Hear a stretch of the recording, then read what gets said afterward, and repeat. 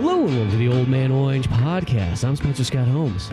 And I'm Dunigan on the other side of Spencer's room, which you never get a chance to see. No, yeah. I've seen it for years. But. Yes, but we decided we would sit in front of the CRT TV and do the podcast in a sort of a using halfway old school equipment and some other modern stuff just to combine together to do a little video one in person, since we haven't done one in person and literally there you go, some nice dog hair on there. It's probably my hair, actually. My hair.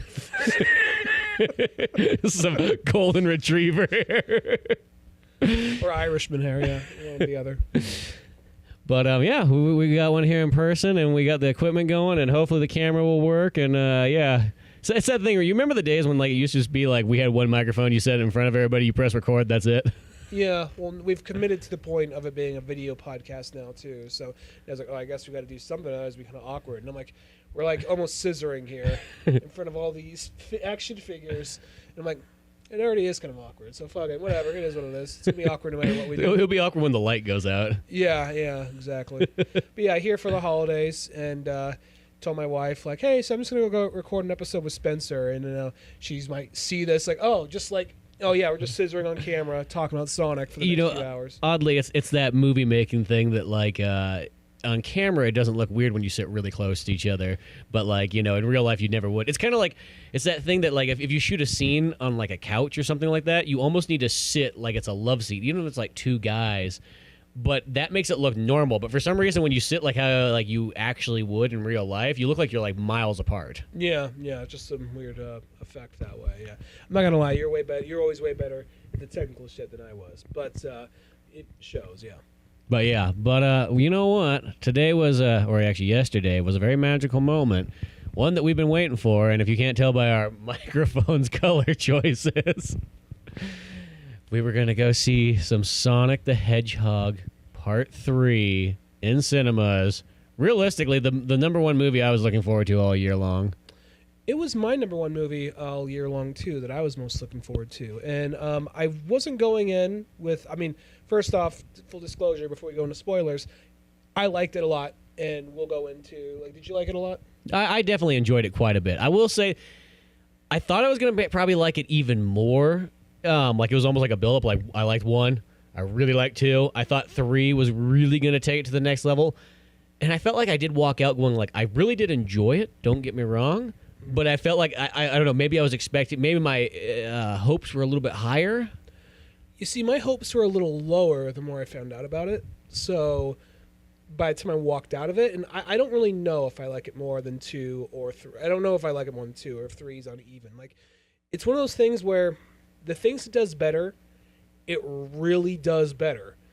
It's just there's still some of that lingering things that are just kind of left over because of what they initially established in the first 2 films, primarily the first movie. Mm-hmm. So it's one of those things where you see this and there is a lot of course correction, and there is a lot of times we would actually have this debate on the show where you say, just give it another try. Just give it a sequel and it'll get better. And then half the time, or I'll be honest, 75% of the time, it wouldn't. And I got to this point of fuck them. They're never going to learn. No, the first one sucks. Fuck it.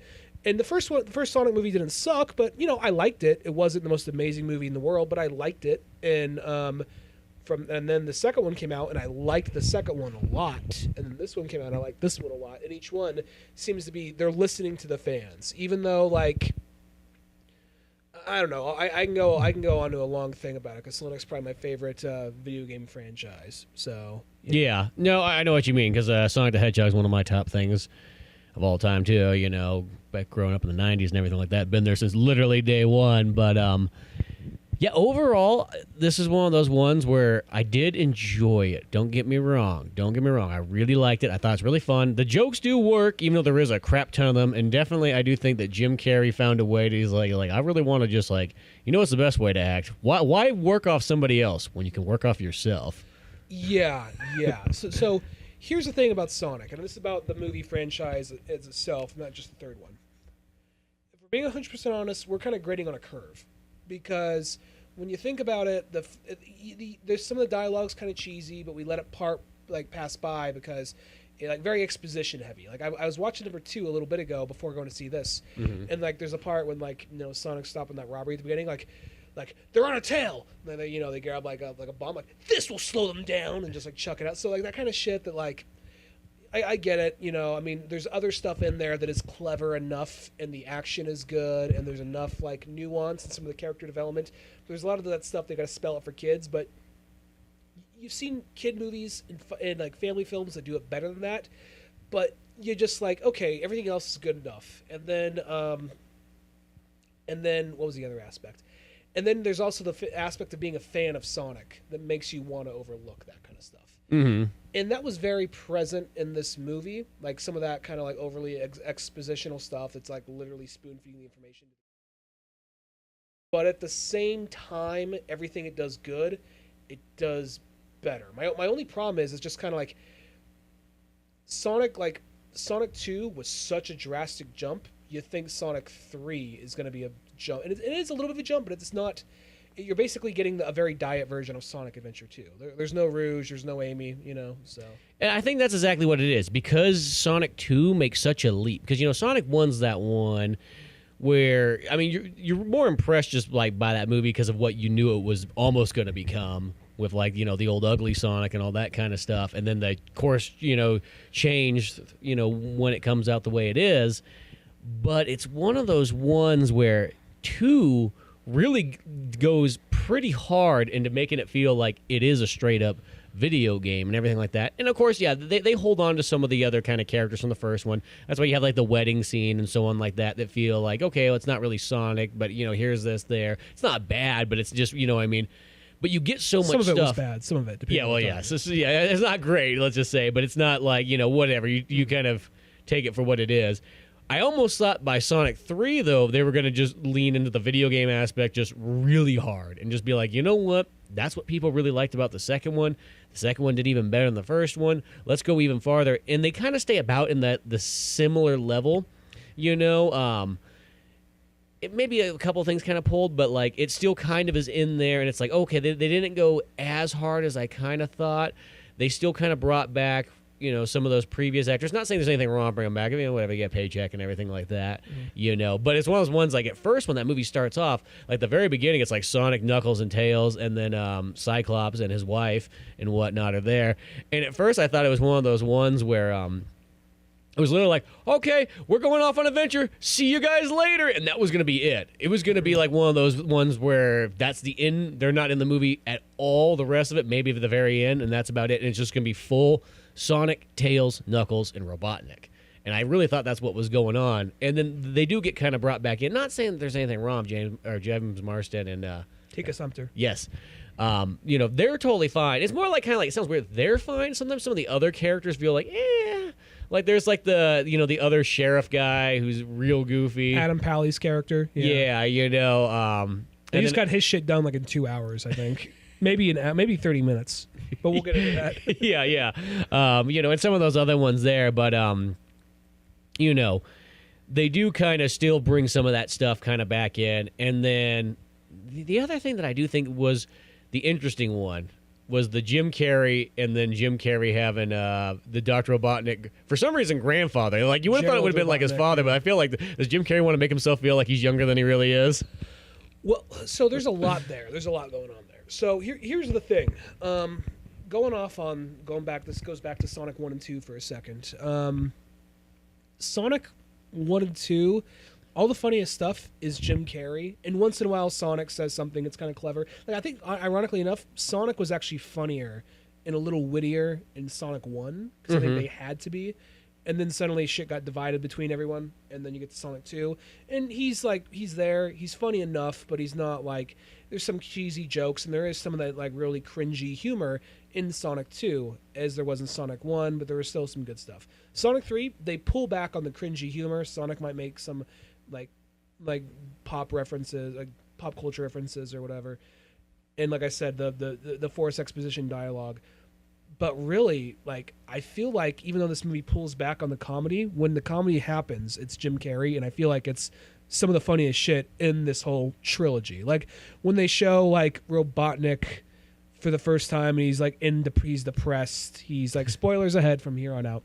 he's depressed and he's living inside his giant robot crab meat, and then like he's using one of his drones as a microwave. It does not look like it's been cleaned in a year. Yeah, it's like so gross. He goes to put like a burrito, like a frozen burrito in there. It's just so nasty. And looking. then he holds the burrito underneath. I know this is more like probably scripted, but just the idea of the stuff with the Robotnik, and like he puts it underneath the thing, and it's just like almost like it's shitting like sour cream and guac on it, like that kind of thing. And then like because a lot of like stuff that a lot of stuff Jim Carrey says, it's probably Jim Carrey improvising because it's usually the funniest shit in the movie. Like it's like the part where he says, "I need more room," and then there's a thing they left out of the trailer. It's just like, "Think Elvis, circa 1976." So, like, yeah, maybe to make his suit bigger and everything. So it's just a lot of small stuff like that. Even kind of like the only time I thought the Jim Carrey shtick was getting a little old, like. The dance number was funny. It maybe went on a little too long, but it was funny still. And then when he and Gerald, I say he, like it's two separate people, but like when Ivo and Gerald are fighting each other and they're getting different, they're turning into like different, using nanobots and like Mantis style, on like crab style, scorpion style, whatever. Like it was kind of funny, but like we could wrap this up because we just had like a real like. That during that part of the movie, there's a lot of like fuck yeah happening, and then we cut back to like silly shit for a minute, Yeah, no, well, and I do kind of agree that sometimes it is funny. Like that's the thing is like that stuff is all good and funny, but there is a point where it's like, okay, are we going a little bit too far with this? Like like it sounds weird. The more I thought about it, it's like that one like having the Gerald the older like Robotnik's grandfather in there.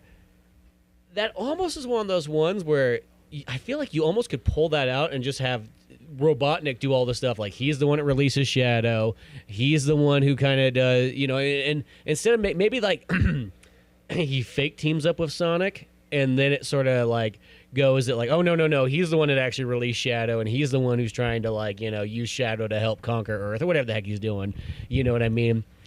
I guess they wanted to have it so that Dr. Robotnik sort of is not like he's like an anti-hero for a moment there. Well, I'm going to give him credit for this because, Robotnik could always, in the games, he could always do something fucked up and then come, like, kind of redeem himself near the end and just do something fucked up again the next game, I get that, like, to bring Jim Carrey back, they probably want to give him an arc and do something different because every movie he has evolved and he's different. Not only this movie does Ivo evolve, he gets to play Gerald. So he gets to go all out with the wackiness on that, too. And if you told me before this movie was coming out that it was not gonna be Team Dark was not gonna be Shadow, Robotnik, and Rouge. It was gonna be Shadow, Robotnik, Stone, and Dr. Gerald. Then I'm like, okay, But at the exact same time, I think they did like a lot with him. Granted, they drastically changed Gerald in the games. Gerald is a tragic character who is not funny and goofy. He was a good man who went mad and basically left this like House of Cards like scheme, kind of not House of Cards a show, but House of Cards like pull one and then falls apart kind of scheme that was going to destroy the world and using Shadow. So in that aspect, it's different from the character, but he's not a character I have a whole lot of attachment to. So I thought that was fine, and I think it was interesting because using him that way. I mean, don't get me wrong. If you say Robotnik's emotional arc or Rouge, I'm going to go like reptile brain, like Rouge, I'm the fan, I'm doing my Rouge in there. And not for the DeviantArt reasons. I just mean they could throw her in the Sonic Heroes costume where she's armored head to toe for all I fucking care. I just mean, I'm one of those people who just try to keep it game accurate, and that kind of shit. But, Yeah, well, yeah, no, I mean, I was kind of hoping there would be maybe a little bit more characters in there too. They definitely do sort of play it like where they're gonna milk it, where every movie is gonna be only one more new character for like one more main character. Yeah, and as I said, the Gerald stuff, it is funny and it is, I mean, they're using that too, but it is definitely one of those ones that feels like it's in there for sure for Jim Carrey to chew scenery. Well, it's probably something like that. That's how you get him back. I think that's probably it, Because he's usually one of the best parts of all these movies. I mean, he usually is the best part of the movie. And yeah. He was definitely the best part of this one. Aside from, like, I mean, Ben Schwartz, Sonic's my favorite character. But, like, this version of Sonic, I don't dislike this version of Sonic, but he is a little too like kids movie quippy sometimes. Like I feel like they need to give him a joke every 5 seconds, and then the third act, that's where he's a little bit more like serious Sonic. Like third act, that's where that shit goes out the window. And that's another example of what you're talking about the comedy, because we have a very real moment, like a scene that doesn't feel like it's talking down to kids too much, where they at some point they established that like they took the Master Emerald away. They had Knuckles hide it because it was too powerful and they don't want to use it again. It's just too much power for one person to have. So Knuckles had it hidden. And then they're kind of like shit goes, they get the third act, shit goes from bad to worse, and the only hope they have left is the Master Emerald, at least in Sonic's eyes. And he is like, fuck you, Tails, fuck you, Knuckles. I need this thing. Get me this shit. And he is like, it's like a very tense scene for a PG movie. Yeah. And then like Knuckles of everything, who's usually like, I'm not fucking standing down for shit, he backs down. He tells them where it's at. And then we cut to like Adam Pally go, whoa, like on some fucking roller skates on top of like playing hockey with the fucking Emerald. I'm like, I mean, maybe there's a contract, but maybe there's another way to get that. Yeah. You know? Like, Yeah, well, I will say sometimes it's like, I think that's kind of the thing about this one is, of course, 1 and 2 has comedy, but this one does pull some of that, like, hey, let's let the comedy outweigh a serious scene, almost one of those kind of things.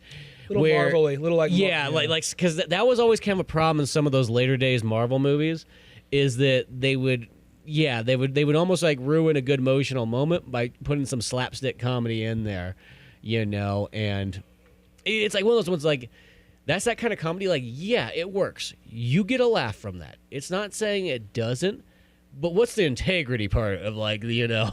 Was anybody, I'm curious though, because we had a lot of kids in the theater. There's a lot of like people our age, and there's a lot of like families in that theater. Pretty packed for like a Thursday night.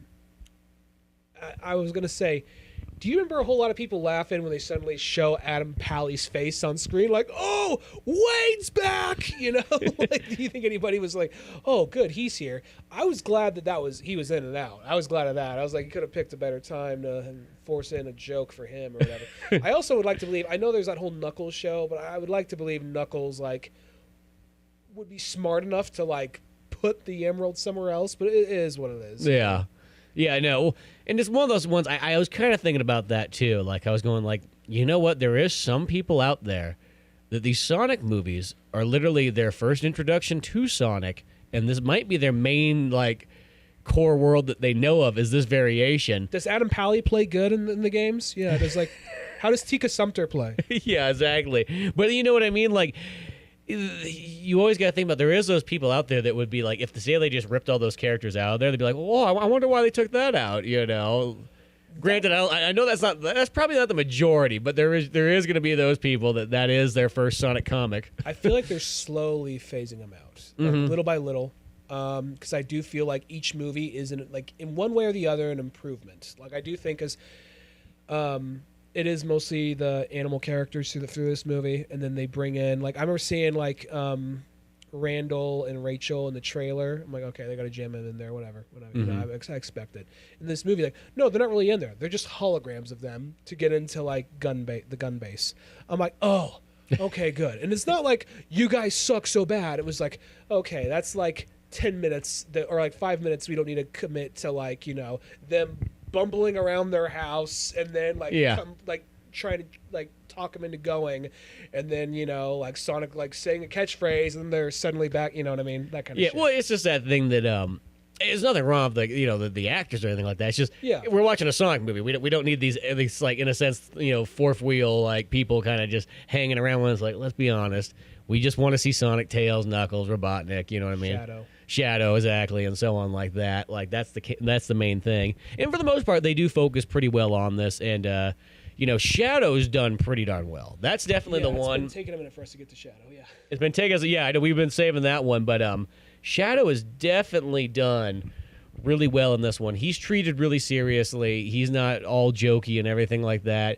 They give him the good storyline too, which I remember there was a part where he's like, I've been frozen for 50 years. And for some reason in my mind, I'm like, oh, okay. So maybe since like, World War II or the 50s. And it's like, oh shit, 50 years ago is the 70s. Like I was like, fuck. That was the thing, because when I was watching, because when the game came out 50 years ago was like 2002. Yeah, so that was 50 years ago. It was like the 50s, yeah. Yeah. So then you're watching this like 70. Oh. Yeah, the game came out in 2021 or 2022. So, not 2021. 2001 or 2002, so it's just like it makes me like, oh shit. But then like I was also like I really pull your microphone up a little bit. My bad. There you go. Yeah. My bad. I really liked the whole like Shadow and Maria flashback, because often in the games it's always just kind of like, Maria, what am I? Am I a monster? Like, no, Shadow, you're so much more than me, a monster. Which that shit can be good here and there. But it became one note, where this, we got to see them kind of like play around, and they're also playing like, I like a lot of the musical choices. They're playing Traveling Wilburys, which is not a song you're expecting. Well, and the first thing I thought about them, like, isn't Traveling Wilburys like 81 or 80? Is it? Maybe. I didn't think it was 74. Let me just say that.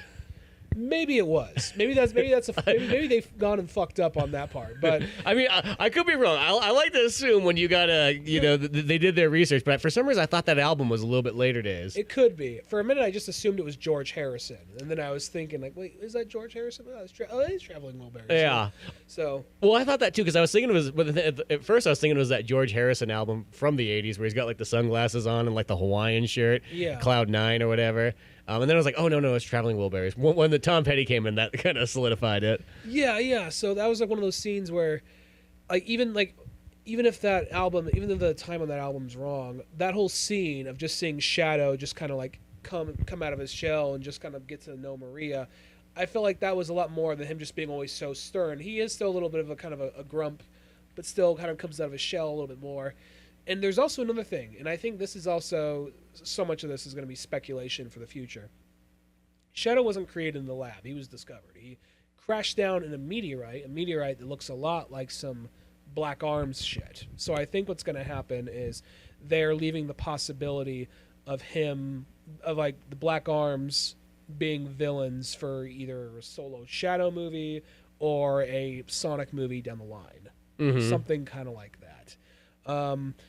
Because I was just like, oh shit, like, all right, that's different. Because even the way the asteroid looked, it looked kind of like how like some of their tech and weaponry and whatnot looked. You know what I mean? Yeah, no, I can see that. So, I mean, that kind of disprove. It kind of does away without the fan theory of, and now it might be confirmed because they released Gerald's journal for Sonic X Shadow if you like pre-ordered it somewhere, where there's a fan theory, and it might be confirmed by this point, where the reason Shadow is a hedgehog, was made to be a hedgehog, is Gerald was researching around Angel Island, and they came across the hieroglyphics of Sonic in the prophecy. And like, let's make that. Mm-hmm. And then that's why that's how Shadow was created, while trying to make whatever they thought Sonic was going to be. Yeah. So, and then even some of the things you come across, like that was like the Bio Lizard was them trying to create chaos, because you see that on some of the hieroglyphics later in Adventure. So like, okay, that's, I'm not sure if that's been confirmed, but that makes sense of why he'd be a hedgehog, but this, I guess, that does away with that. Not that that's the end of the world or anything, Yeah, no, I see what you mean there and so on like that. But yeah, no, the overall, I feel, Shadow development, the way he kind of goes about it, everything about it is great. Even Keanu Reeves actually works kind of well for like Shadow, because I'm like, that's going to be an interesting voice. That was all I thought about. I'm like, let's see what he sounds like. Well, from the get-go, he was a fan cast, and when I was like, oh, Keanu Reeves, but I was like, I'm not going to get Keanu Reeves. You know what I mean? It just almost became like a stereo, like a cliche, like Keanu Reeves for Shadow, and I was like, yeah, Keanu Reeves for Shadow, yeah, let's do it. And like, they're not getting Keanu Reeves. It was become the most unoriginal thing to say, and then that's who they got. Like, oh, all right, cool, all right, right on, good choice. For a minute, it's somebody who I think would have had more vulnerability, but I also think would have worked still. I like Keanu, but Hayden Christensen is one that people were really pushing for. Yeah, that would have been cool. I like that idea.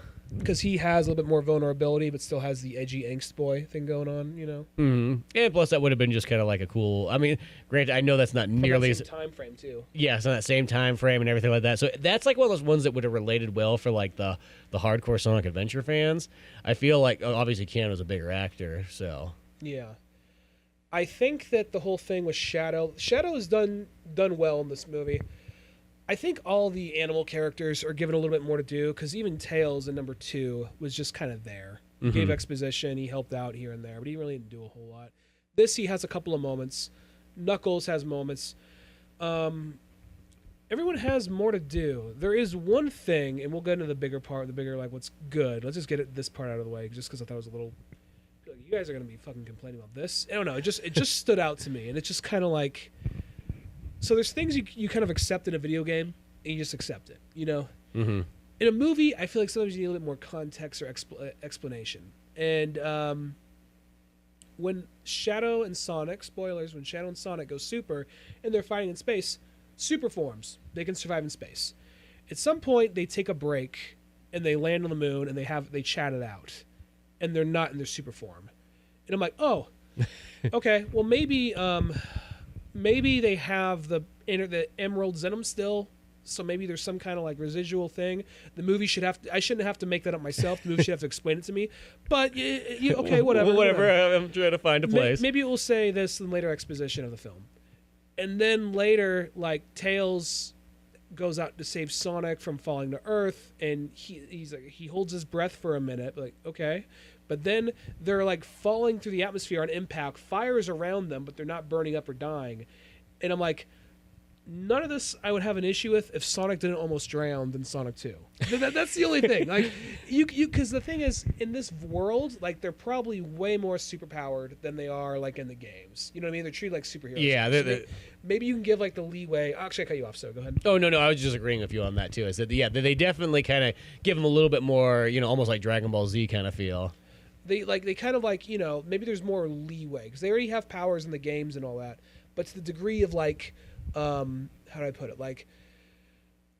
They're like Knuckles and Shadow can like toss cars, and Tails can take a hit from them and still survive. So it's that thing of like, okay, maybe they could breathe in space and fall from space or whatever like that, but he almost drowned. So that's the kind of shit. Yeah. How is he? How is it? One, how are they breathing? How is he talking on the moon? Like, it's just shit kind of like that. And it happens in the games, but in the games you just assume, okay, maybe there's some kind of like atmosphere thing around, like some Star Wars-y atmosphere thing around the level or something like that. Yeah.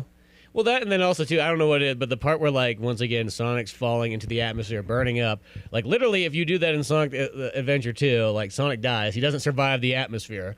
Yeah. And I felt like, and then it's like, oh, okay, Tails jumps out and saves him. I was like, okay, I thought it's been one of those ones like he's going to pull him back in the spaceship. No, they just go through the atmosphere somehow, some way. I don't know how. And now they're coming towards Earth. That was another one too. I know it's seems like a minor thing, but it felt like, okay, and this is a little bit too overpowered.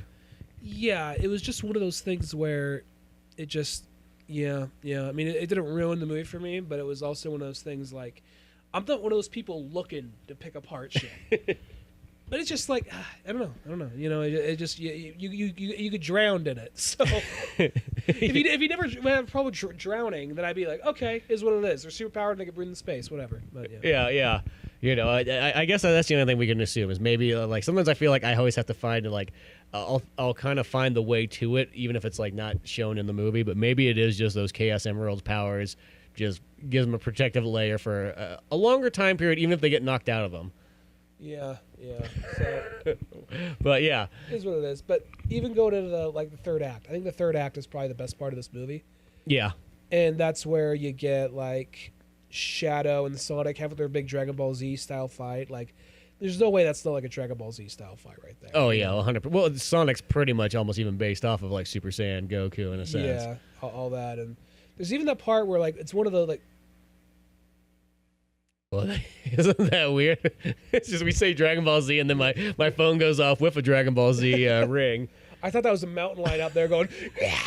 I'm like, I gotta fucking walk back out to my truck after this shit. Fuck. So, yeah. Like, yeah. Speak of the devil, Goku. yeah. No, like what was I gonna say? Yeah, like that whole fight, and even when the fight ends, where it ends with like Shadow yelling at Sonic, being kind of like, "End it, do it! I'm right here." He's Come on, kill me! Yeah. I'm here. Do it now. That part, like that was like a real like, oh fuck, a real like intense moment right there. When he's like literally like, "I'm right here," and he's like pointing at his own chest, like, oh shit, this is like the stuff that really stands out in this movie. I think like those kind of moments right there, where they weren't afraid to be a little ballsier with the action and some of the drama in that way. Yeah, no, and that stuff's all really good. Sorry. Now, is that the one where like he does that and then it cuts to Robotnik and Gerald fucking spanking his ass? Not long after that, like they have their conversation, they have their sit down, and even Sonic has a real moment. He says like, they have their little comparison. Like, I lost Maria, I lost Longclaw. He says, "Did the pain ever go away?"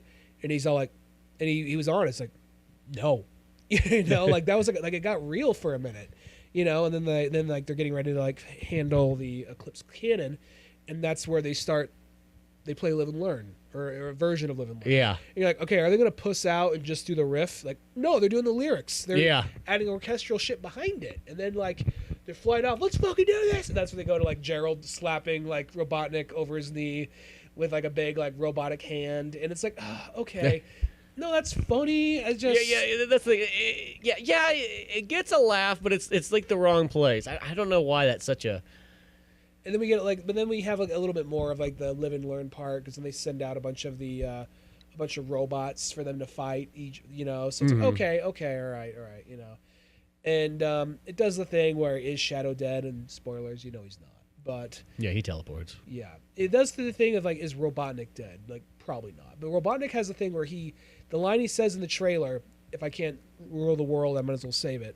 That's basically at the very end. And I do like the whole thing with him and Stone. There is that moment where he and Stone actually develop, and he actually stops kind of treating Stone like a fucking sidekick and actually kind of like a friend for a minute. Yeah. And he says, if anything, I'm going to save the world from being destroyed because Stone is on the world right now. Yeah, no, yeah, which is kind of cool because you feel kind of bad for Stone like in some of these scenes there, where like there is that weird like, where they play like Beach Boys or whatever that has like it's funny, but it's like kind of strange where it's like, Robotnik and Gerald kind of get together and just really like make up for old times, yeah, like a VR simulation. Yeah, in a VR simulation, and then poor Stone's just like like total third wheel and. Nobody wants to hang out with him anymore. Wants to do anything with him. And it's just like that thing of like, like Stone just wants to fuck Robotnik. Robotnik's just leading him on.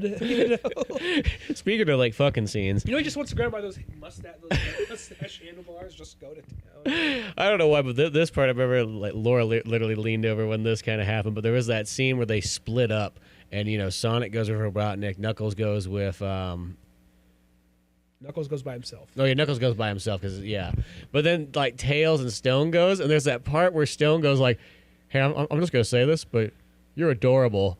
And then Tails like, "Ah, well, thank you." And then it almost just felt like, Tails, get out. Like one of those ones where it's like... Leave the room. Yeah, felt like he's like, I always kind of wanted to fuck a stuffed animal. This is where we're going with it, huh? I was going to think for the Charmin bear. Yeah, exactly. Or the Cuddles bear, whatever it is. Yeah, I'd be like, no one's looking. Well, it won't be gay because we're interspecies. Well, I guess a good thing you have some of those rings on you right there. Get out there fucking quick. Yeah, exactly. Well, that whole part was like, that was even a really good... I mean, I got there trying to say, like, okay, he's a little stuffed animal, but there's like this sidekick to sidekick kind of moment, Mm-hmm. Yeah, no, definitely there. But just the way it went about, and then there's the awkward pause afterwards, like he wanted to ask.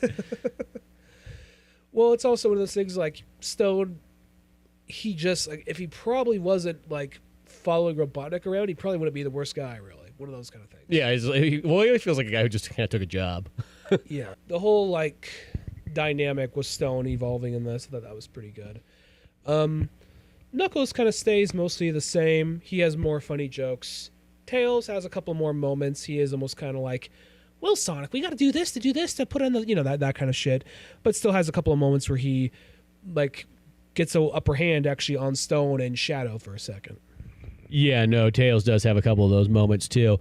I do sometimes kind of feel like there could have been a little bit more for Tails and Knuckles to do. I think that's sometimes kind of where it comes where, I hate to sort of say it, but when they add in sometimes some of the other characters, that almost just feels like that's more stuff that Knuckles or Tails could do. Well, it's also something to the effect of, like, I'm not going to lie. Like Sonic's one of my favorite franchises, but it's not always, like, the most well-written thing. It really depends who's writing it. I'm not saying it like this is the only guy who knows how to write them, or even, like, I think, like, not the only, like, Evan Spencer and Ian Flynn. I don't think they're the only two people that can write Sonic characters well, but they're the people and I don't remember the name of the guy. He did like a side in IDW. He did a side story called Scrapnik Island or something like that. He wasn't the main continuity, but it was main continuity. It was a side story, and I forgot his name, but he did a good job too. Like, a lot of the IDW people, they really know how to write the characters and still make them feel like fleshed out and still feel true to what the characters are. But at the same time, though, I'm not saying they're the only ones, but I feel like a lot of other people have trouble, like, knowing how to write Tails. They're like, oh, golly, Sonic. Well, I try. Or like Knuckles, they basically just wrote him as Drax. I think that's fine. Knuckles is a little bit more level-headed, a little bit more, like, not as dumb in main games, but I think it's fine. I get it. You got to distinguish it. Yeah, no, they kind of changed it up a bit there. And, it works for what it is. Yeah.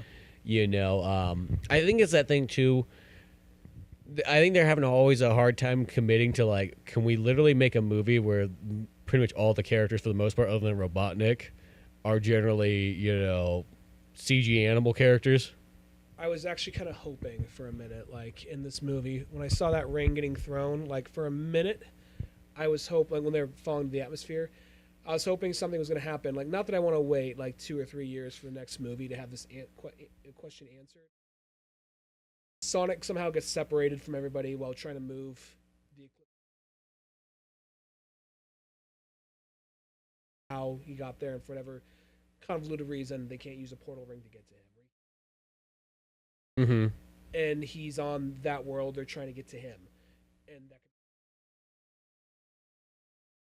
could work our way to that. You know what I mean? That's what I was hoping it would be. And like, no. They go to like Montana or some shit to that ring. You know what I mean? Because if they throw the ring, they lose consciousness. Like, where are they going? They go, oh shit, cornfield. Okay, all right. Yeah, no, they never do get to travel around as much as you would think, or. Yeah, because I think that sounds weird. If there's one like kind of thing that I was saying about the whole time, that there's not enough adventure in this one, if that makes any sense. Where I felt like, in the second movie, they go to a bunch of different places throughout it. You know what I mean? And the landscape kind of changes. This one, other than the fact of like, Shadow in the beginning in Japan, which they have, I like how they're in Japan. They got like two of the most American guys just like running the place. Exactly. But it's like whatever. It's like, did we just see us at Tokyo or whatever outside of Tokyo or something? But they're mostly in London for the most part until they go to space. And that is a real kind of like, that's more of like a heist. Oh, pull the microphone. I'm sorry, my bad. And that's more of a heist right there. Yeah. Yeah. So that part. Hope I haven't been doing this the whole fucking time. My bad. It's okay. You haven't used one of the microphones in a while, so you gotta get kind of used to it again. No, I haven't. You'd be like those old guys that are like at like a wedding and they're trying to give a speech like this and no one can fucking hear them. Pull your mic up. Yeah. Pull your mic up. Yeah. No. What? I'm so proud of you. I'm like, pull your mic up, Grandpa Jones.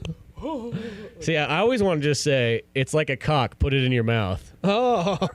But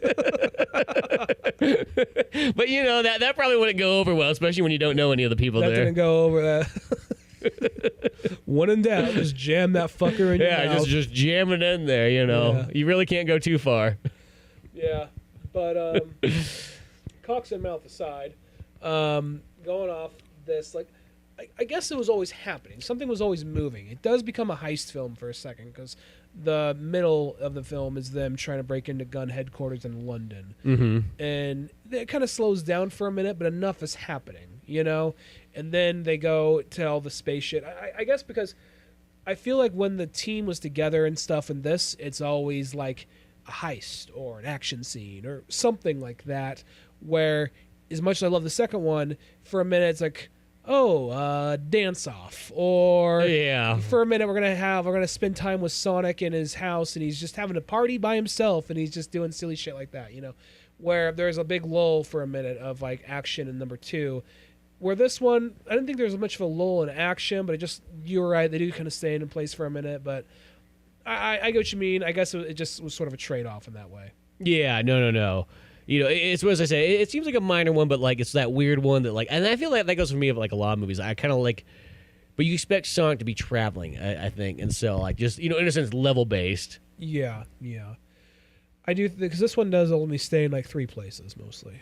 Yeah. So that said, the third act really is kind of where shit shines, and it's not even like it was a bad movie until there. It was a good movie, and then we get to the third act, and then things really amp up. Yeah. And then all the shadow flashbacks I thought were really good too. So I don't know where this stands as far as like, I know I like it more than 1. I don't know if I like it more than, I don't know if it's like, it might be on par with 2, but like I think 2 and 3 do things better for different reasons. I know when we did like the year 2 came out, it was kind of more, I think it was like 7 or 6 on my list, something like that. In hindsight, I probably could have had it a little higher. I was trying to be more analytical about it. But at the end of the day, it's like what gives you the most joy. And that movie probably could have been like closer to like 5 or 4 maybe. But this one right here, this is definitely like, I don't know if it's going to be my favorite movie of the year, but it's going to be higher on there. And that's not to say this movie's bad, because, well, a lot of stuff that I've even liked this year, I just kind of liked it. You know what I mean? I don't really have like a strong, like, well, this has to be my 2 or this has to be my 3. I have a lot of like, this could be 3, this could be 8.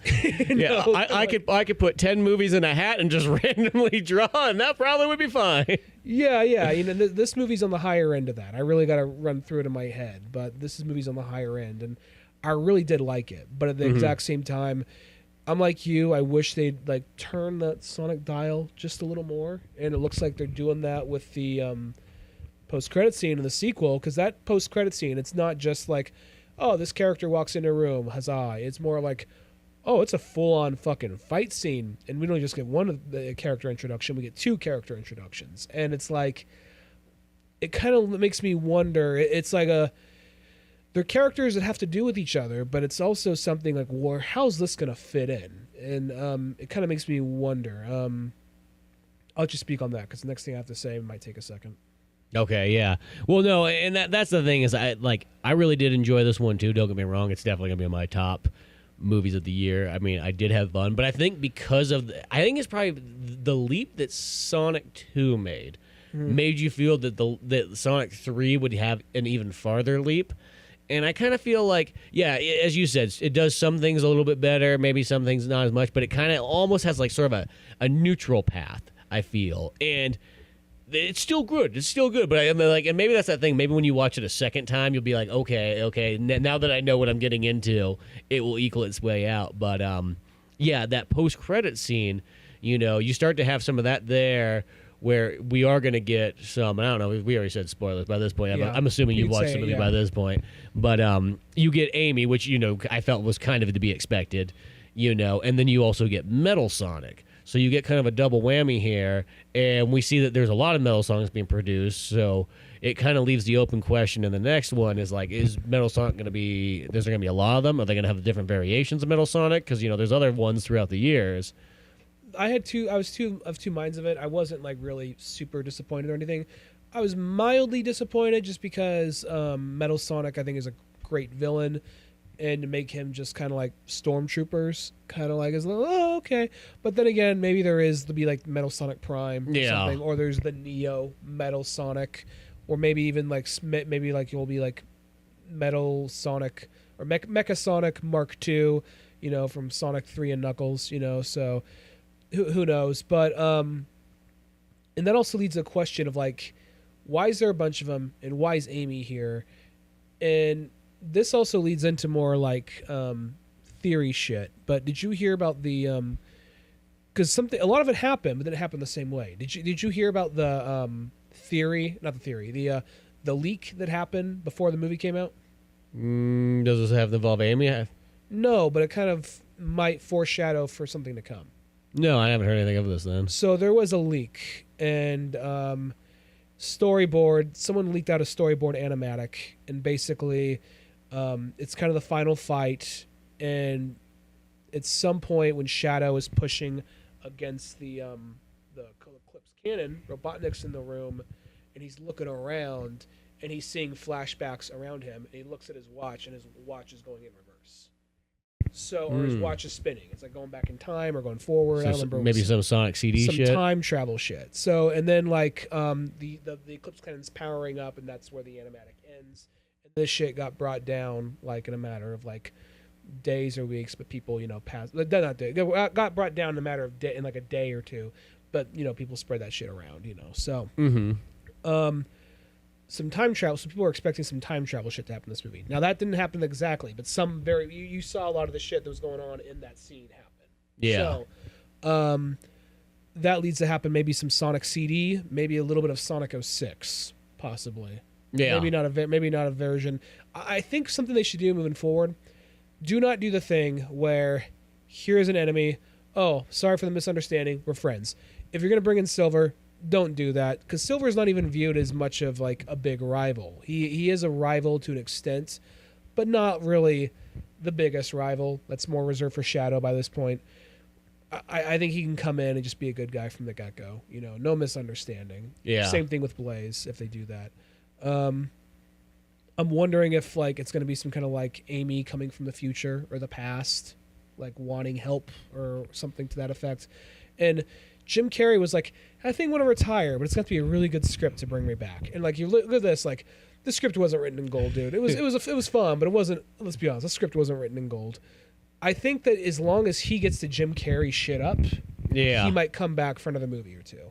I think so, and you could definitely see that. And it is at that point too where you can kind of get by. You don't always have to have Dr. Robotnik there. You know what I mean? It's one of those ones. It's like I look at it sort of like Ninja Turtles and Shredder. Like you don't always have to have Shredder. You know what I mean? You could get by and utilize some other characters. Now here's me being like the movie producer pulling his head out of a pile of cocaine. But like, I think the reason a lot of people like go to these movies, and the reason why a lot of people choke these movies down for a minute, like, well, I don't really give a shit, but Jim Carrey's funny, so I'll see what this is about. Oh, it was better than I thought it was going to be. That was my wife. She knows how much I like Sonic, but she's like, you know what? I like Jim Carrey. Sure, I'll check it out. She's not going to get all like excited when she sees Cream the Rabbit fucking get this. No, she's not going to be excited. I don't know. A lot of the wrong people are going to get excited when Cream the Rabbit comes on. No, but she's seen all three of these movies with me, and she likes all three of them. She's not like blown away by them, but she likes them. But for her, it's watching Jim Carrey. That's what it is for her. Well, and for people who aren't you and me, we can I can take a movie like next a Sonic, like a Mario movie down the line, like. Yeah, let's give Bowser a bench for a minute. Let's focus on another villain for a minute. Let's bring Wart in. Let's put in Wart, or let's make Waluigi and Wario the villains for a movie, or shit. Like throw me a curveball, like villains from like Mario Land or something. Yeah. But like, and I feel the same way for Sonic. He has enough villains that are that you can pull from, but none of them are really could lend themselves the way Jim Carrey does. Because if you think about most of Sonic's villains. The only one that can really lend themselves to being funny is like because he's super smart. The thing he's kind of like the Riddler. Mm-hmm. If he wanted to end things and get away with it, he could. But he's too cocky and he's too like he has to announce it to the world and he has to almost like give them a fighting chance. Really, if he wanted to roboticize and end everything, he could.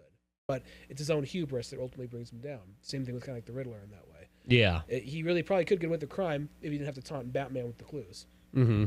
So the only thing is, like, I'm trying to think of a villain that has that level of charisma. And most of the other Sonic villains are, like, demons that like Robotnik unleashes, or like eldritch gods or that kind of thing. You know what I mean? Yeah. Or Zavok from Lost Worlds, and fuck Yeah. that. Yeah, I was gonna say you get some of those weirder ones in the later day Sonics. Yeah. No, you would definitely have to do one of those ones where you'd almost have to let, because it is a tough one to not have Jim Carrey there, for especially bringing in a little bit more wider audience.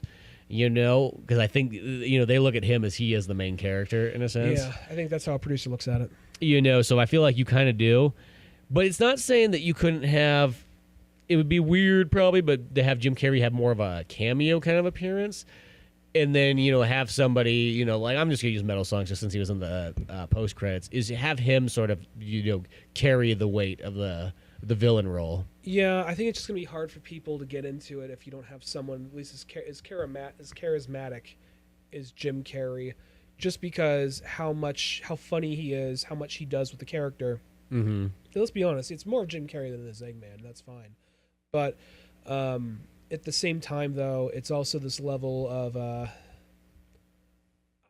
people like all the funny shit, and they're a little caught off guard when things get emotional. But when you have like a villain that is straight laced and it's a Sonic movie, and you're asking it to take it serious, I think that's where people are gonna have trouble with it. And you need someone like a Jim Carrey. I can think of like this is, and it's not the same thing. I don't think it could sell as much, but like the one character I think could. Maybe I'm being a little biased here because he's one of my favorite characters in Sonic. But I think a character that you could do, and it depends on who you got voicing him, like Fang. Mm-hmm. But he almost seems like more of like he'd be a B villain, like maybe not leading a movie, like a B villain, or if you had like another like Sonic spin-off movie or show, he'd be a villain of that. Mm-hmm. And you'd get someone like Bill Burr to voice him, or Steve Buscemi. Someone who's kind of like has like a working class tough guy thing, but also kind of like, I'm so over this shit. I think someone like that could do good for him, but I don't really know if you could sell. And Bill Burr voices this purple rat, so yeah, it's by itself. Assuming he'd want to do that, like, you want me to do fucking what? So everybody's gonna be after that Sonic money. Yeah.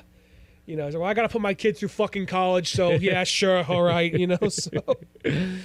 Yeah, I guess that might be the tough one, is the day that Jim Carrey says, okay, I guess I'm just done with this. And they've even, like, I want to say the director even said, like, we're being realistic about recasting him or replacing the role with something else. So if they wanted to do something like even it's Robotnik's, like, son or brother or something comes in, and it's like another actor that has that Jim Carrey charisma, but it's just someone who's not quite a mind right now, Yeah, no, and that is probably, that's a lot to fill in the shoes there if you have to do that. Like I don't know who it would be. I mean, the first choice they had before they went Jim Carrey was Sacha Baron Cohen. And that's probably about the closest thing I feel like you can have. Yeah. I will say that I forgot about that now until you mentioned that, but because that's the one where like I could 100% see Sacha Baron Cohen as Dr. Robotnik. I can definitely see that, yeah. So I mean, who knows? I mean, he might be. I don't think they'll do that. I don't think they'll do anything deep cut enough to be that alternate version of him from like Sonic Rush, where it's like he's basically just a palette swap of Robotnik. He's in black and he has gray hair, but I don't think they'll do that. But who knows? I think what might be interesting if you get to the point of like we're really running low on characters, and this is me just doing fan scripty shit here, so don't take it too seriously. Mm-hmm. But like, if they do go to a point where they're going to another world, you could use a character like, and this is gonna be like really this one? Like most people probably even know who this character is. Witch Cart from like the Tales game, which is like basically the Game Gear one, which is basically just like a witch in a cart, but you could like update it, not make it one for one. You could update it. You could basically make it like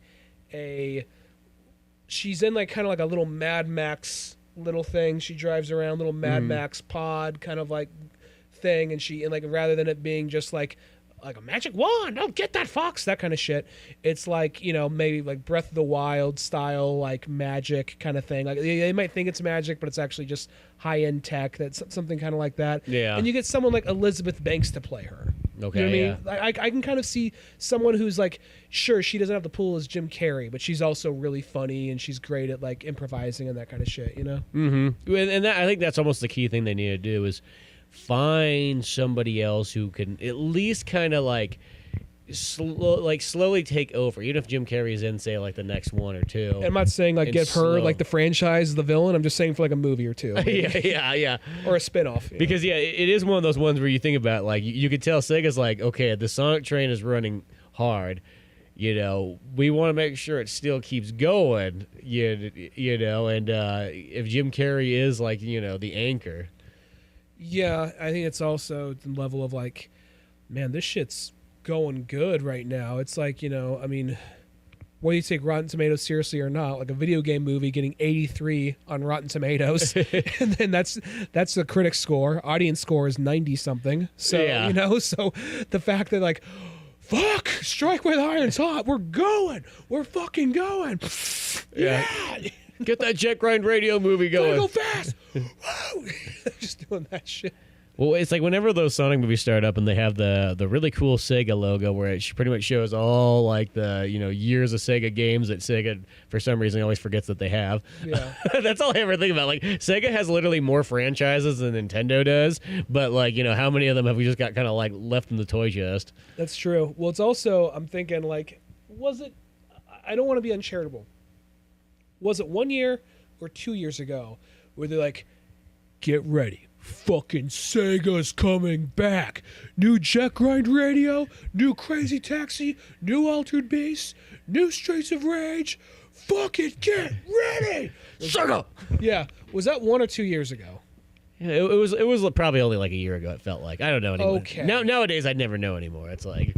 Because I haven't heard anything about these yet. No, and I wouldn't be past me if like Sega's like, yeah, it's actually we got a little excited. It's actually a mobile game now. Like, okay, yeah. So. Well, Sega did do that thing just recently where they pulled their Sega Classics collection, which kind of mostly was a sign that something else is gonna come. Either they're just gonna re-release Sega Genesis games one more time.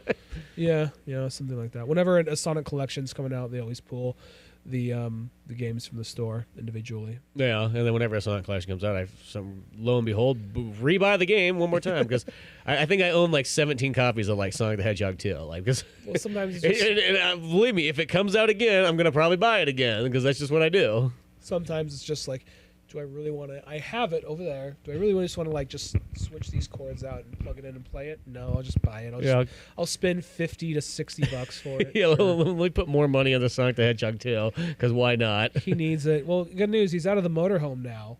He's out of the motorhome. He's got a house. He's doing good. He's clean. For the moment, he just has to keep it up. You gotta keep it up. You know what I mean? And hopefully, he needs to keep going to those AA meetings. Yeah. So. Stay away from that werehog shit. Yeah. I say that, but I mean, anyone born after 9/11, that's their favorite Sonic game. Yeah, so. well, because I remember I told you that where like I think I fell down the rabbit hole of I was reading the reviews on the Xbox and literally when it came to Sonic 06 or not 06, I mean Sonic Unleashed. That game had the most ridiculous like positive reviews because I remember like when that game came out when we were. Whenever.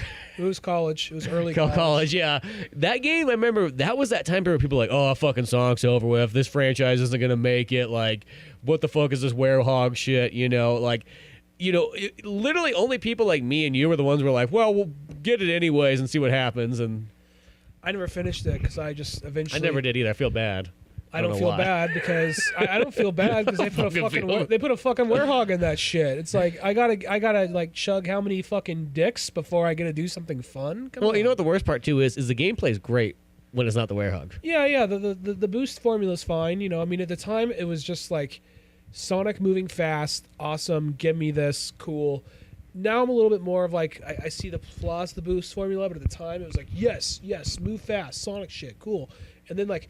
It's a werehog shit. Like, okay. And then there's like the little fucking like dog that's following you around with his wings, like I forgot his name, Chip or something. He's like, hey Sonic, I'm coming to your new Tails for this game. Like, Fuck. Okay. I mean, that was also one of those points where I put the game in Japanese after that. I was like, no, I'm not doing this. well, that was also kind of like one of those things. I mean, it shows people look at the fucking screen, but that was one of those things like, this is no longer for me. I have to accept that. This franchise has moved on without me. That is fine. Fandom is a train. You can get off or you can get on at any time. I'm getting off for a minute. And then I was just like, Sonic Colors. Like, well, the fucking theme park shit and the fucking goofy little silly aliens is like not really speaking to me, but the gameplay is fun enough, you know? Like, I don't need to go to like Candy Cane Cake Mountain or whatever the fuck. But I mean, the actual gameplay is fun enough, I guess. But that was also a game that was just fun enough. I played it. I beat it, and I never played it again. That's how I felt about that one too. Is it's like, it's not bad, but it's not really great or anything like that. But as I said, it's going back to just the fucking Sonic Unleashed. Though, is that game like the fucking reviews on that game? For people, they're like, this game is like, it changed my fucking life. Like, from this point forward, like, I was never the same and all this stuff. You know, and Sonic, like, this is like, you know, the ultimate Sonic game. I was like, whoa, boy, have the times changed. This is not like when we were playing Sonic and nobody seemed to give it good reviews or anything like that. Now the new generation has found their proper Sonic.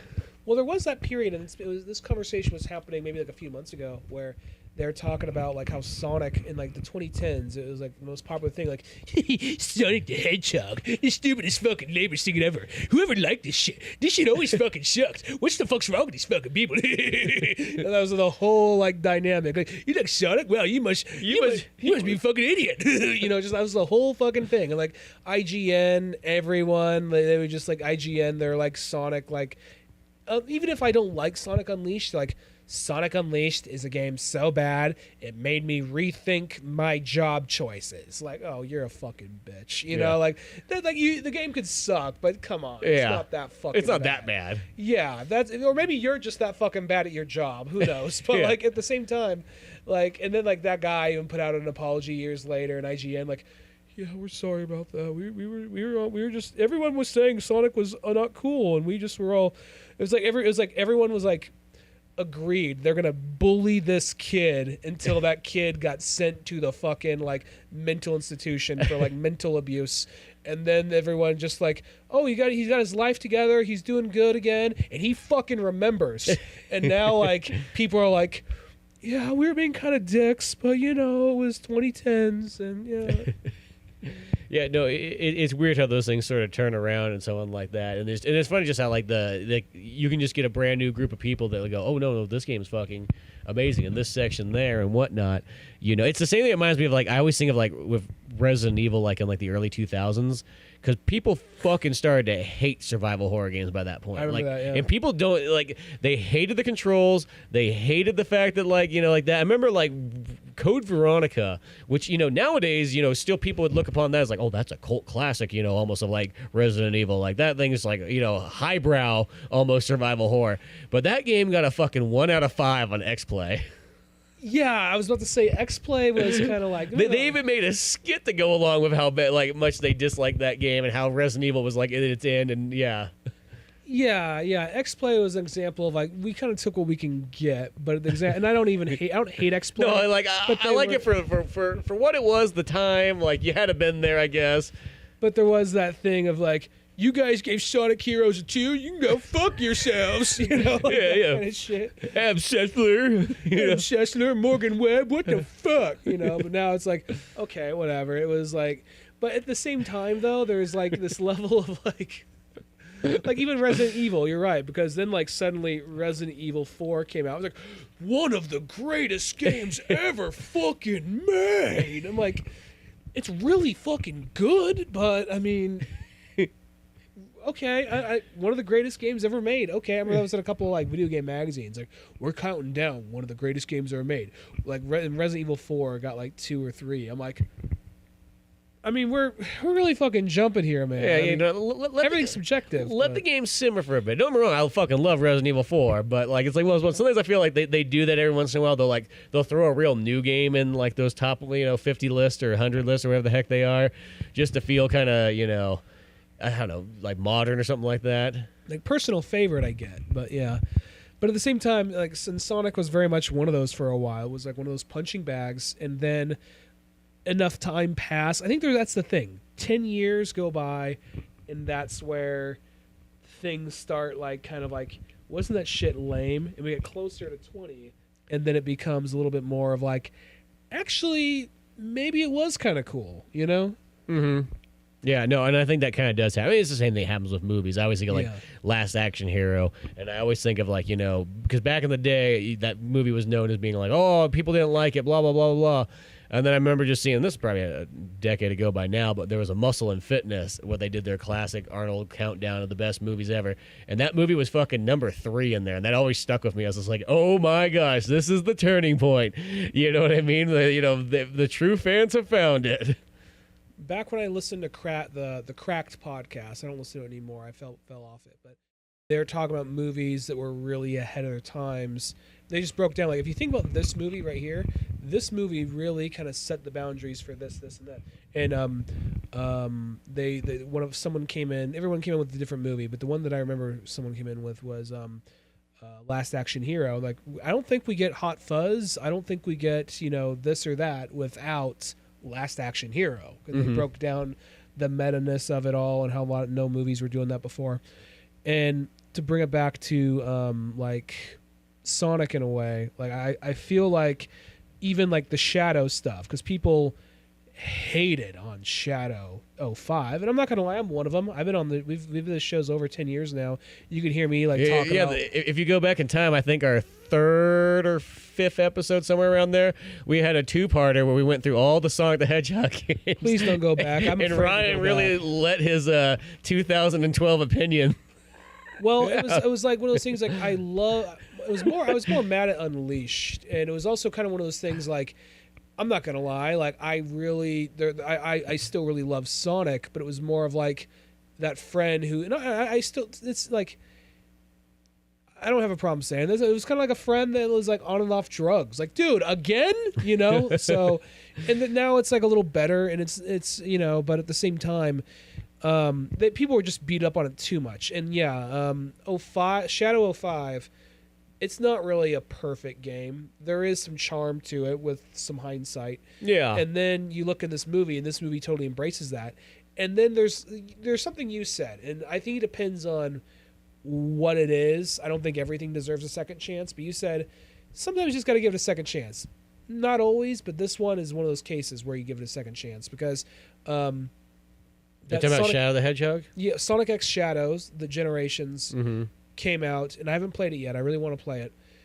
And that takes a bunch of shadow levels and everything, and shadow ID, like, you know, like, it kind of goes back and revisits a lot of that and kind of improves upon it and brings back Black Doom is the main villain, and it really kind of like makes up for it. And people say it took some of the most hated things from Sonic's history and made it one of the best reviewed games in a long time.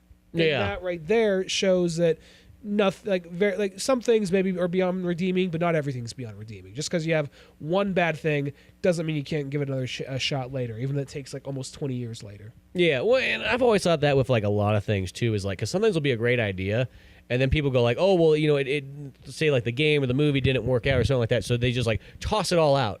And it's like, whoa, whoa, whoa. Sometimes some of those things can come back and be like, you cherry pick what was really great about it, and then add that back in and do it again. Like, you know what I mean? Like, sometimes there's nothing wrong with just giving it another shot, you know? And that's what it almost seems like with that one there. And it's funny, though, because also that Shadow the Hedgehog nowadays, too, also has high reviews, too. Yeah. Because I think, once again, there was a certain audience that, and I'll say probably if, you know, I happen to be 10 years old in 2005, like, a lot of those games probably would, like, resonate a lot more. That would be your jam, you know? For us, you know, it was, you know, Sonic the Hedgehog, you know, Genesis, and then especially Adventure, because, you know, I look at Adventure 1 and 2 that's my favorite Sonic experience. Even though, like, don't get me wrong, I love the Genesis ones and so on like that, but Adventure 1 and 2, and I think just like the culmination of like the Dreamcast and everything like that, I think is Dreamcast for me, that was the very first system I ever got, like when it kind of first came out. All the other systems I always got was like always like towards like the tail end. Like Genesis, you know, it was already towards the end. You know, a Saturn was going to come out in like the next year. You know, same thing with like, you know, my PlayStation. I got that once it was already getting towards the end. But Dreamcast was that system that I felt like, oh, I finally get to come in like when everything's brand new, and then you get to be there at like day one and really get to experience all that stuff. And so I feel like that's why I always have such a strong connection to that Dreamcast era.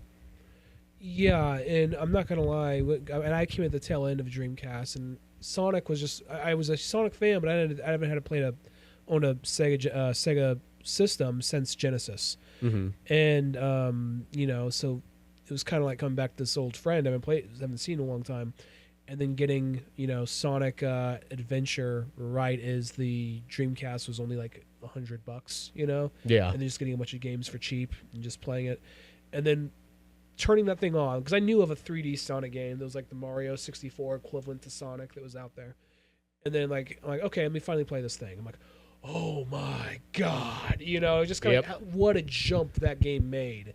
And both narratively, I mean, the first time when Sonic's like, oh yeah, this is happening, like this is the coolest shit. He's fucking talking. Yeah, and then there's like the part where they go up against chaos. All these cops like, quickly, you are surrounded. They unloaded him, and all of a sudden, just all the bullets drop at him. Our weapons are useless. Like, this is the hardest shit ever. And then the Sonic comes in like, oh yeah, this is gonna be a party. Like, fuck yeah, Sonic, let's fuck him up. And then that game was such yeah, I know, big, yeah, okay, but that game was such so much of everything you liked about Sonic and expanding upon it. And it felt like the next logical step. Sonic Adventure 2 was a different step, but it felt still felt like Sonic. Mm-hmm. And then you get to Sonic Heroes, and then what felt like everything, because even Sonic, I'm not sure if it was intentional. No, Sonic Adventure 2. I'm not sure if it felt intentional, but Sonic Adventure 2 almost kind of had this post 9/11 kind of we got to stop the fucking terrorist hedgehog, you're a wanted fugitive, Sonic, you just got Tommy Lee Jones chasing him down with so I'm innocent, I don't care.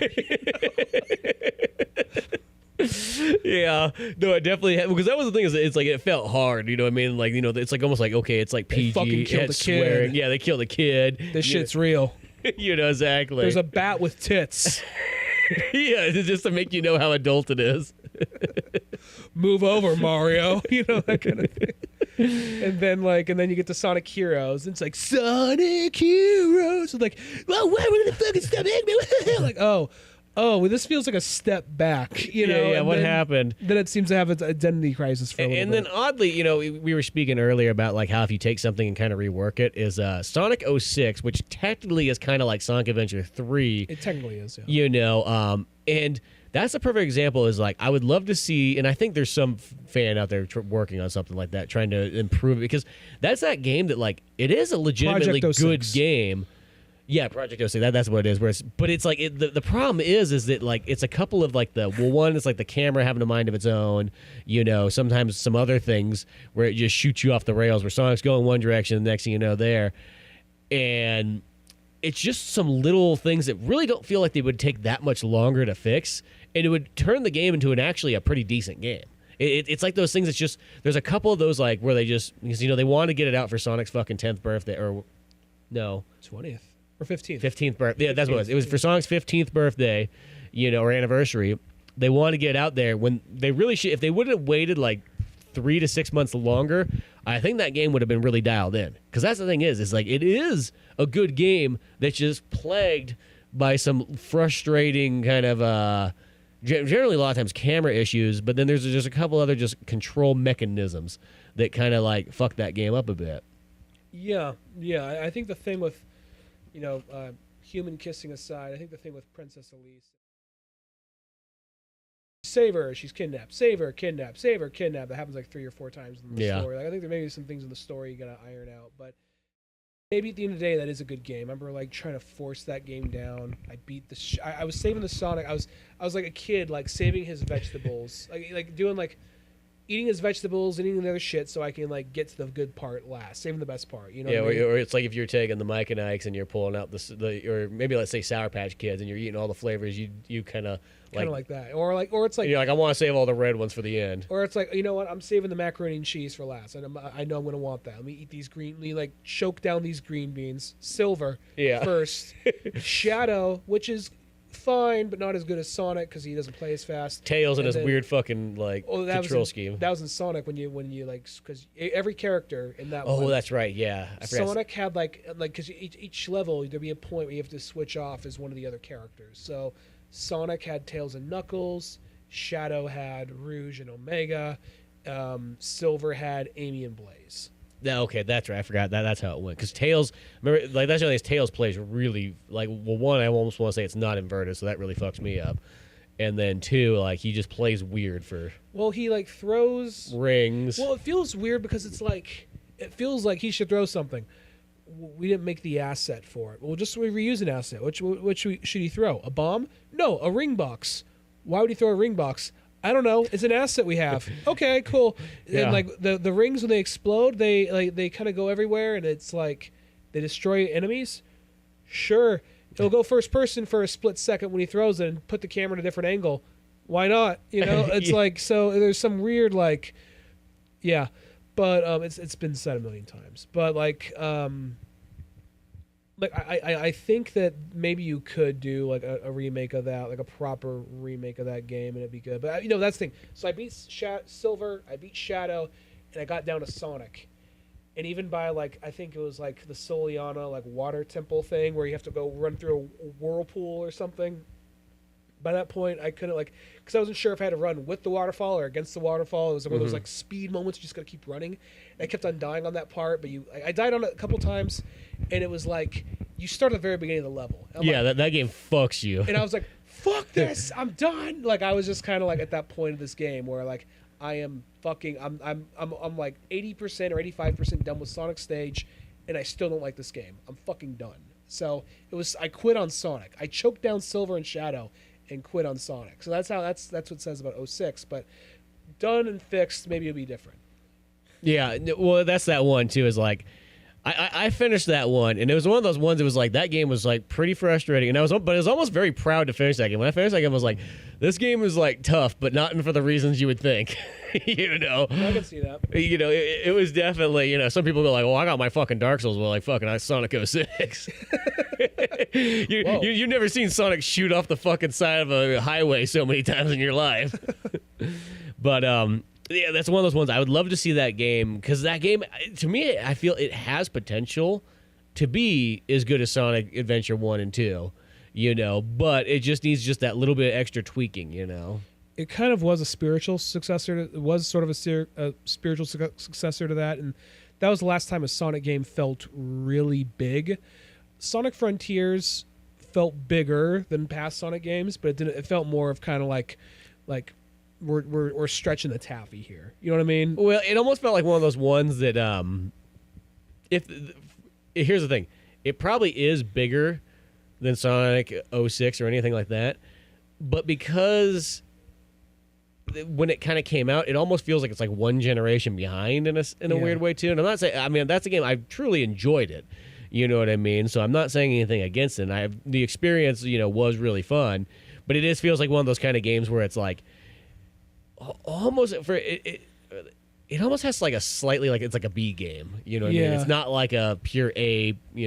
Well, despite it's not Mario Odyssey. Let's just say that. Despite it like falling down the stairs backwards, Sonic 06 felt like it was trying to be a big AAA title. Exactly. Where Sonic Frontiers felt like it's a B, but we're going to try and stretch it out as much as we can. Yeah, that's sort of kind of how it felt, and so on like that. But, I mean, at least the upsides, the last couple of Sonic games, I think, have been, for the most part, pretty solid. Yeah. As I said, Sonic Frontiers, I overall really enjoyed that. Even the one that's what the fuck's the other one? Superstars? Superstars. That one is still pretty darn good overall. It's one of those ones, it's probably, if you, for $50 or whatever the heck it came out for, felt like it came out for a funny price. It's kind of probably a little bit of a lesser game. But if you get it on sale or anything like that, it's still a great Sonic game. It's still fun to be had and so on like that. I heard nothing but good things about Shadow X Generations. Yeah, that's the one. Now that you told me that that's more than just a remaster of Generations, because that's what I thought it was. I'm like, well, I got fucking Generations. Like, I need another. Like, I'll rebuy Sonic 2 fucking 17 times, yeah. Generations, let's pump the fucking brakes. Yeah, yeah. Because Generations was that one where it's like, I like the 3D Sonic levels. I'm kind of okay with the 2D or the 2.5D ones. Mm-hmm. Yeah, that makes me kind of excited about that. So I don't know. Hopefully there'll be more. I think Sonic is kind of on like an upward path. The movies I think have helped it out. I hope that this leads into more Sega stuff. Realistically, yeah, I don't think Sonic has really been this popular since. I think he might be more popular now than he was in the '90s. I think so. It's definitely more than just the kids like Sonic now. Yeah, I think that's probably the best way to sort of say it. Case in point. Here's us. We'll be those guys. They'll be like fucking 80 years old. Be like, remember the day that was Sonic and 06. Well, we have to worry about. Here's the thing. Because Shadow X Generations is kind of like a celebration of like 06, because you fight Mephiles in that game as a boss. It's not just 06, but like 06 Shadow the Hedgehog. There's like a Sonic Hero level in there, here and there, so it's a big celebration and accepting of that. Mm-hmm. And we're gonna reach a point where you're gonna have people saying, you know what, Lost Worlds was my favorite game. And then we're going to be like, why the fuck are they putting the Zavik back and all this shit?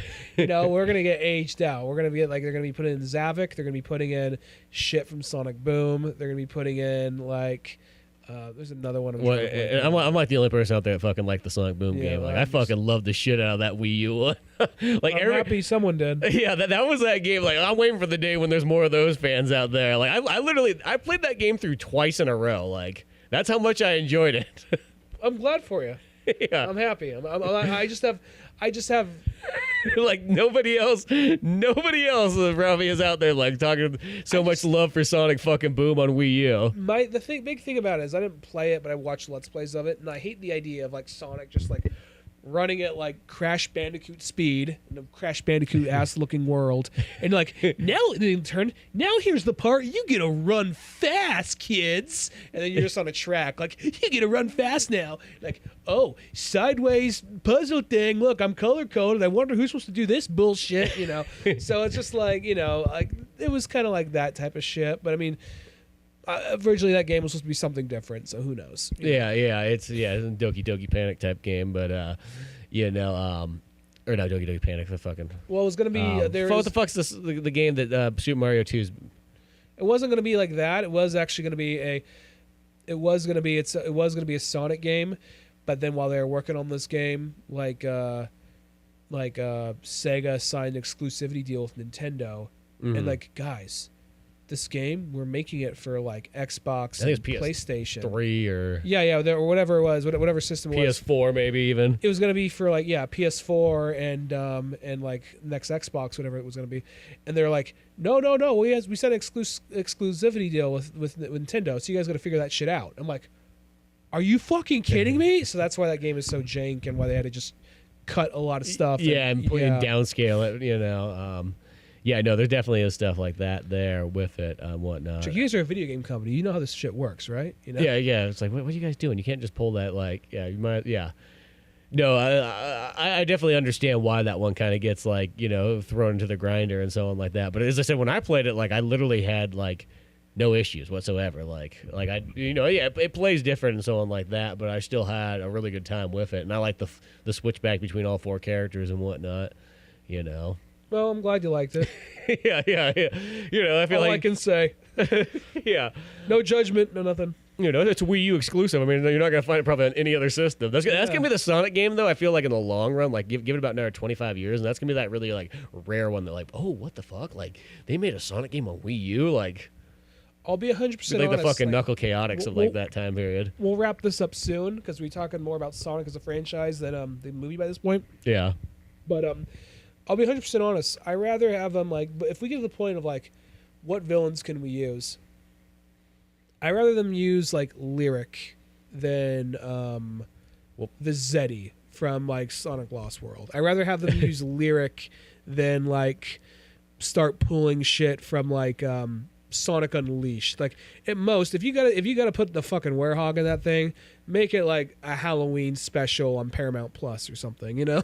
Yeah, definitely something like that. Because I think the general audience might say like, he's a werewolf now, you know? Yeah, no. I think so too. Really, I think Chaos is like the one that's would make for the next big villain. I think Chaos, because they said they want to make it, assuming these can last that long and people don't get fatigued on this type of shit. They said they want it to be like, they want to work to a Sonic movie having an Avengers Endgame type feel, and I think Chaos is the villain for that. Yeah, I guess that would make sense if you went the distance with it. Destroying a city. I mean, who knows? Maybe they might make it as like, oh no, he absorbed the local pool, you know, of Green Hills, and maybe that's all it is. And like, it's just like a monster that's like blue, like a big water monster just going down Green Hills. Like, oh, we gotta stop it. You know, it's gonna flood the local garden. It'll just be some stupid shit like that. Yeah, you never know. But you know, and then like Adam Pally's there in a fucking canoe going, whoa. You know, but, like, at the same time, though, you know, I feel like looking at everything else, they're working up to it. No, yeah, I think so. But I feel like that's a good big villain to use for one of those next movies and so on like that. But yeah, I'm not beating up on Adam Pally. I think he's good in other stuff. It's just his character. Well, yeah, he's literally like the super slapstick character in Sonic. Yeah. You know, I mean, he's really goofy. But yeah, I don't know. More good Sonic times to be had. Oh, one thing. This is why I was thinking about this when you were talking about like the Sonic Boom and the control speed and something like that. Now, one thing I think about with some of these like modern Sonic games is that, you know, they kind of like change Sonic's controls up to make him a little bit more, I think, in a sense, to smooth him out, because, you know, in Sonic Adventure 1 and 2, Sonic's almost like kind of chaotic, you know, like he kind of darts off wherever he wants and so on like that. You know, lo and behold, because it's Sonic and he moves fast. But I think I kind of prefer that control scheme to some of like the modern Sonic ones where he's kind of almost has like that, how's the best way to describe it? He kind of like drives like a car that doesn't like have a hard turn radius. I just hate it's Sonic. I'm supposed to move fast, and maybe it's part of the challenge of controlling him.